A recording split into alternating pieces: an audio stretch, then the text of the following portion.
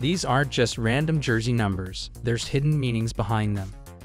And Lionel Messi's number isn't even his. See, back in 2007 when Messi started making a name for himself, all eyes were on him, especially the legendary Ronaldinho's. And as soon as he saw Messi's potential, Ronaldinho had no choice.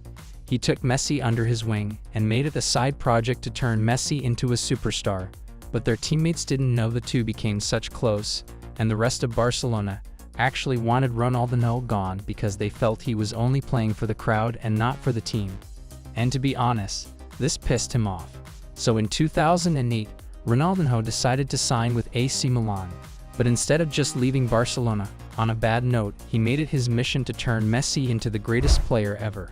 And what better way to motivate Messi than handing over his own jersey number? And well, right when Messi put on that number 10, he began setting records that'll never be beat. And there's no way it was a coincidence. Now, a legend passing down his number, that's cool and all. But one number was so controversial, it ruined Gianluigi Buffon's career. See, back in 2000, Buffon was becoming one of football's most impenetrable goalkeepers. So what better way to celebrate than changing his jersey number? But little did he know, this would spark a worldwide controversy. He just wanted to show the world he had balls. And when Buffon revealed his new jersey, he didn't even realize his new number was beyond offensive. And the history behind it is so tragic, I'm not even allowed to talk about it. But the truth was, Buffon didn't mean to offend anybody. I mean, his reasoning behind the number was actually hilarious. He said, "I chose 88 because it reminds me of 4 balls, and we all know what it means to have balls." Hold up, man. Did he just say, you know what, never mind?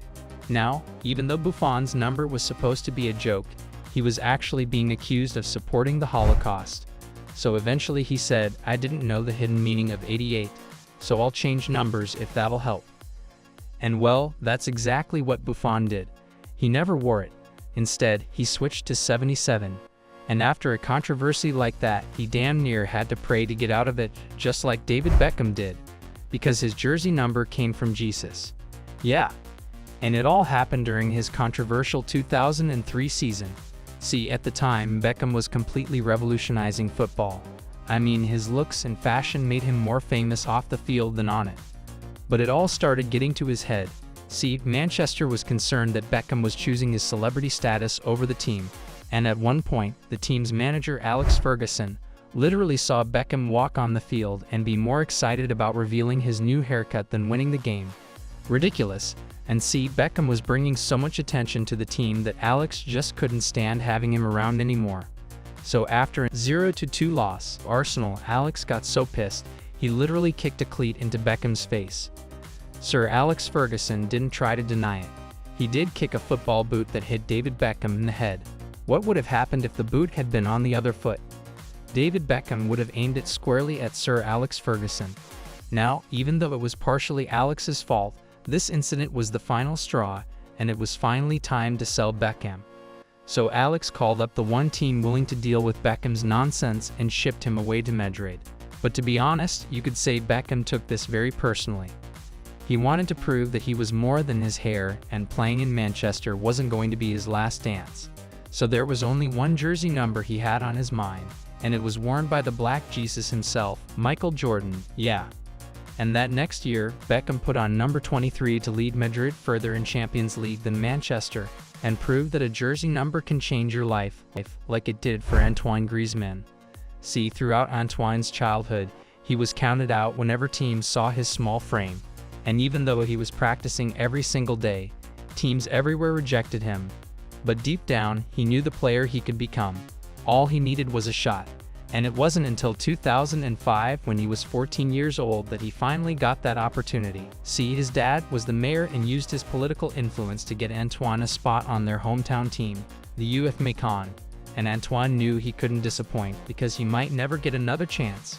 So when he was scheduled to play against the PSG Youth Academy with scouts watching worldwide, Antoine put on his long-sleeve shirt, number 7 jersey, and prepared to leave everything he had on the pitch, because that's what his idol would have wanted him to do. So when Antoine came out, he broke ankles, set up his teammates for goals, and led his team to a dominant victory. And the scouts were speechless, wondering who the hell was number 7. and Antoine admitted he became this great player because he dropped a like and subscribed to the channel. I'm trying to make you become a legend, so what are you doing? Click it. But anyways, Antoine also admitted that, I wear the number 7 in long sleeves because I want to be like Beckham. He's the best. Just look at Antoine, man. Imagine he didn't show up in that one game. He would have been heartbroken, just like you're gonna be after you hear the story of Frankie de Jong's jersey number. And it all started in 1997 when Frankie was born. See, he grew up in a family that lived and breathed football. So right from a young age, Frankie was expected to become a legend. But he was in the right hands, because both of his parents played football, and his dad was an amateur pro.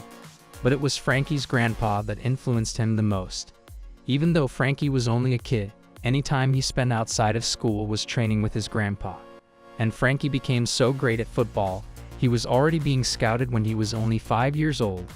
Yeah, this kid was insane. But after all, he had dreams of one day playing for Barcelona, so he had a long road ahead.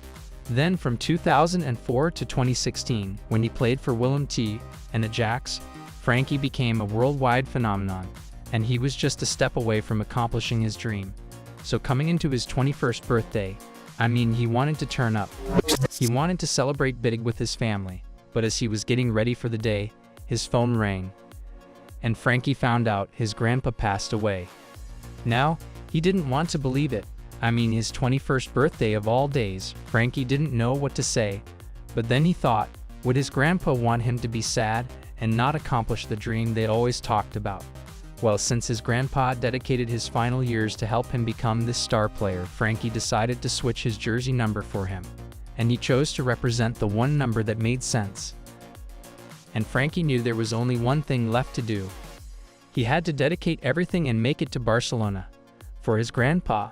And that very next year, on January 23, 2019, Frankie did it. Barcelona offered him a 5-year contract, and Frankie made sure his entire family was there to see his dream come true. But because his grandpa didn't get to see him make it, Frankie made sure to choose his iconic jersey number there, just so his grandpa could be on the field with him instead. And well, he can thank his grandpa for helping him become one of the greatest midfielders in football history.